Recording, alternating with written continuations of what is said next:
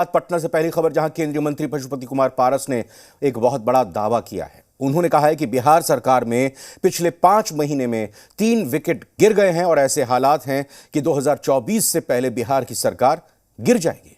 महागठबंधन में प्रधानमंत्री पद के 2 दावेदार हैं, नीतीश कुमार और राहुल गांधी, जबकि 2024 में तीसरी बार नरेंद्र मोदी प्रधानमंत्री बनेंगे। बिहार में सभी 40 सीटों पर एनडीए की ही जीत होगी।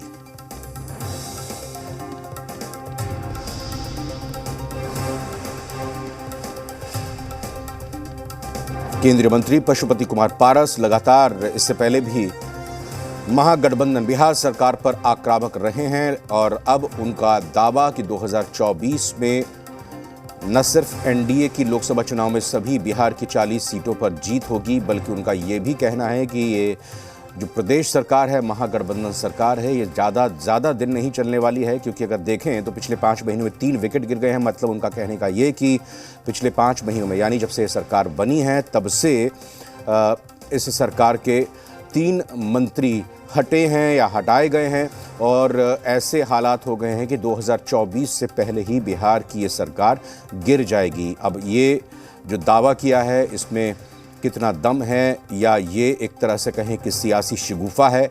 पशुपति कुमार पारस, जैसा हम बता रहे हैं, लगातार आक्रामक रहे हैं और उन्होंने प्रधानमंत्री पद की दावेदारी पर भी कुछ सवाल उठाए हैं और कहा है कि 2 उम्मीदवार महागठबंधन में, एक तो राहुल गांधी हैं, दूसरे नीतीश कुमार हैं। बिहार में सरकार बने हुए 5 महीना होगा। क्रिकेट का मैच आप लोग देखे होइएगा। क्रिकेट के मैच में विकेट भी होता है और रन भी बनता है। बिहार सरकार का 3 विकेट डाउन हो गया 5 महीने में, रन एक भी नहीं बना। 3 मंत्री चले गए, रन एक भी नहीं बना। भविष्य में भी इस गठबंधन में कांग्रेस भी है, जिसके नेता राहुल गांधी जी हैं, जो देश के प्रबल दावेदार हैं प्रधानमंत्री पद के, और इस गठबंधन में नीतीश जी भी हैं, वो भी दावेदार हैं प्रधानमंत्री पद के।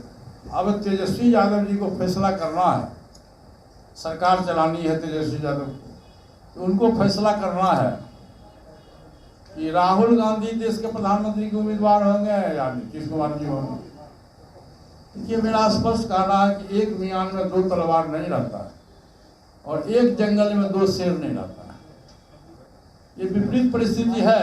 लोकसभा चुनाव के पहले निश्चित रूप से बिहार की सरकार जो है वो सरकार गिर जाएगी, ये गठबंधन टूट जाएगा। वहीं इस पर सियासी घमासान छिड़ गया है। कुछ राजनीतिक दलों की प्रतिक्रियाएं आई हैं, आपको सुनाते हैं। देखिए, पशुपति पारस जी जो बातें कह रहे हैं कि बिहार में महागठबंधन की सरकार 24 के पहले गिर जाएगी, तो उसकी संभावना पूरी लग रही है। क्योंकि माननीय मुख्यमंत्री नीतीश कुमार जी काफ़ी दबाव में लगता है और यहाँ पर एक डम्मी मुख्यमंत्री के रूप में वो काम कर रहे हैं। तेजस्वी यादव सारा निर्णय ले रहे हैं, जैसा कि मुख्यमंत्री ने खुद ही कहा है कि मंत्रिमंडल का निर्णय भी वही आगे लेंगे। तो निश्चित रूप से आपसी खींचातानी जारी है और निश्चित रूप से अगला चुनाव जब होगा तो एनडीए महागठबंधन भारतीय जनता पार्टी की भारी बहुमत की सरकार बिहार में बनेगी। पशुपति कुमार पारस जी ने लंबे समय तक नीतीश कुमार जी के मंत्रिमंडल में सहयोगी के रूप में काम किया है। तब तो नीतीश कुमार जी की तारीफ करते नहीं थकते थे। आज उनके खिलाफ बोल रहे हैं, कारण भी साफ है। भाजपा की कृपा पर केंद्र में मंत्री बने हैं, तो उनको खुश करने के लिए तो नीतीश कुमार जी के खिलाफ बोलेंगे ही। नीतीश कुमार जी ने बिहार में महागठबंधन का स्वरूप तैयार किया है। देश के स्तर पर भी विपक्षी एकजुटता सुनिश्चित करेंगे। 2014 वाले 2024 में नहीं आएंगे, इसलिए मुगालते में रहने की जरूरत नहीं है। बिहार में भी यही वस्तु स्थिति रहेगी। पशुपति पारस जी बिहार की चिंता न करें कि महागठबंधन में क्या हो रहा है, महागठबंधन के प्रधानमंत्री के उम्मीदवार कौन होंगे। स्पष्ट शब्दों में नीतीश कुमार जी ने, तेजस्वी यादव जी ने कहा है कि राहुल गांधी जी प्रधानमंत्री होते हैं तो कोई दिक्कत नहीं है। लेकिन 2024 की जो भविष्यवाणी है कि बिहार की सरकार गिर जाएगी पशुपति पारस जी का, क्या 2024 तक पारस जी स्वयं केंद्र में मंत्री रहेंगे? उधर कुछ महीनों के मेहमान हैं, उनके बदले अब उनके भतीजा उत्तराधिकारी होने वाले हैं। केंद्रीय मंत्री आदरणीय पशुपति पारस जी कह रहे हैं कि बिहार में महागठबंधन में खटपट है, 2024 लोकसभा चुनाव के पहले बिहार में सरकार गिर जाएगी। ये भविष्य वक्ता कब से बन गए आदरणीय पशुपति पारस जी? अगर आपका खटपट बीजेपी से चल रहा है तो वो बताइए। 2024 लोकसभा चुनाव में भाजपा मुक्त भारत बनने जा रहा है और महागठबंधन बिहार में अटूट है, महामजबूत है, बिहार की 12 करोड़ जनता की भलाई के लिए काम कर रही है। माननीय पशु पारस जी ने बिल्कुल ठीक सवाल उठाया है कि अब तेजस्वी जी को ही तय करना पड़ेगा कि उनके सीएम के कैंडिडेट, पीएम के कैंडिडेट कौन होंगे। अलायंस की दूसरी पार्टी राहुल गांधी जी होंगे जो कि राष्ट्रीय पार्टी के नेतृत्व कर रहे हैं, या फिर उनके प्रदेश के मुख्यमंत्री माननीय मुख्यमंत्री जी होंगे। जब ये कॉन्फ्लिक्ट पैदा होगा उसके साथ ही सरकार अनस्टेबल हो जाएगी, क्योंकि माननीय मुख्यमंत्री जी को भी प्रधानमंत्री बनने की इच्छा कहीं ना कहीं है। ऐसी स्थिति में कॉन्फ्लिक्ट होना तय है और गठबंधन का टूटना भी तय है। पशुपति कुमार पारस के दिए गए बयान और उसके बाद आ रही प्रतिक्रियाओं पर विस्तार से बात करते हैं। रुपेंद्र श्रीवास्तव हमारे सहयोगी संवाददाता जुड़ चुके हैं। रुपेंद्र, देखा जाए तो 3 महत्वपूर्ण बातें यहां पर पशुपति कुमार पारस की तरफ से कही गई। पहली, वो पीएम उम्मीदवार की बात करते हैं। दूसरा, वो दावा करते हैं कि यह सरकार बिहार की ज़्यादा दिन तक चलने वाली नहीं है, और इसी तरह से वो एक और भी आरोप महत्वपूर्ण लगाते हैं। पशुपति कुमार पारस के इन आरोपों का, इन दावों का कितना वजन है, किस गंभीरता से इसको देखा जाए, या सिर्फ एक राजनीतिक जुमलेबाजी ही है?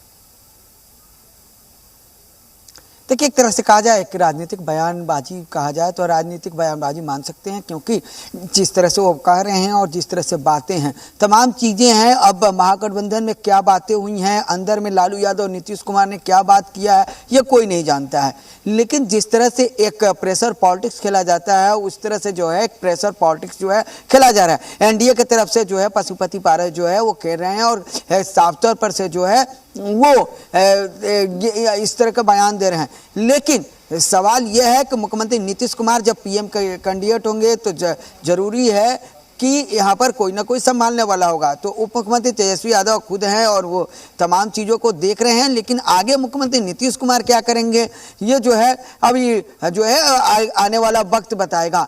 लेकिन जिस तरह से उन्होंने कहा है कि ये प्रधानमंत्री नरेंद्र मोदी होंगे, राहुल गांधी नहीं हो पाएंगे, तो ये एक चीज़ है कि अभी जो चीज़ें हैं ये लोगों पर निर्भर करता है, उन वोटरों पर निर्भर करता है जो वोट करते हैं।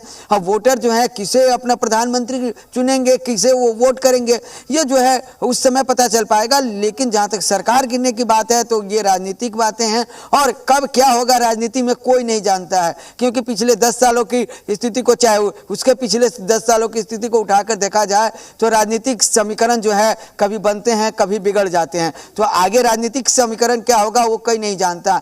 लेकिन अभी ये कहा जा सकता है कि सब कुछ ठीक ठाक नहीं चल रहा है। जी रुपेंद्र, एक बात महत्वपूर्ण ये भी है कि पशुपति कुमार पारस, हम सब जानते हैं, केंद्रीय मंत्री हैं।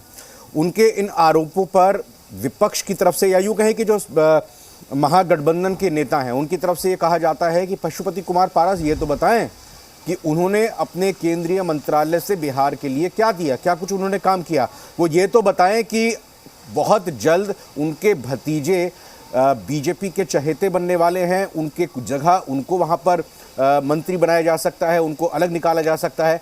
इस तरह के बातों पर पशुपति कुमार पारस मौन हो जाते हैं, कुछ जवाब नहीं देते हैं। जी जरूर मौन हो जाते हैं, क्योंकि मामला यह है कि रामविलास पासवान ने जो है आपको एलजेपी को बनाया था, और जब उनके मृत्यु के बाद जो है आपको अलग अलग पार्टी हुई थी, क्योंकि पशुपति पारस जो है वो मंत्री बने और नरेंद्र मोदी जो चाहते थे कि उनके कैबिनेट में जो है पशुपति पारस आए। लेकिन उस समय की जो स्थिति थी, जो तमाम थी, कि कुछ समय मुख्यमंत्री नीतीश कुमार जो है वो एनडीए में थे, और लगातार जो है आपको चिराग पासवान मुख्यमंत्री नीतीश कुमार के बारे में बयान दे रहे थे। तो इस कारण से कहीं ना कहीं देखा जाए तो उस समय उनको जो है दूर किया गया। लेकिन अब जो है खुद नीतीश कुमार जो है एनडीए से दूर हो चुके हैं, और अब जो है पशुपति पारस मंत्री बने हुए हैं, और अब चिराग पासवान जो है वो खुद एनडीए के साथ हैं। तो ये चीज़ों पर है एक तरह से देखा जाए तो विपक्ष जो है यहाँ का बिहार के सत्ता पार्टी जो है वो जरूर जो है इस तरह का बयान देना है, लेकिन अब नरेंद्र मोदी जी को फैसला करना है कि वो अपने कैबिनेट में किसको शामिल करेंगे, किसको रखेंगे। लेकिन इस सवाल पर जो है पशुपति पारस जो है जरूर चुप्पी साध लेते हैं, क्योंकि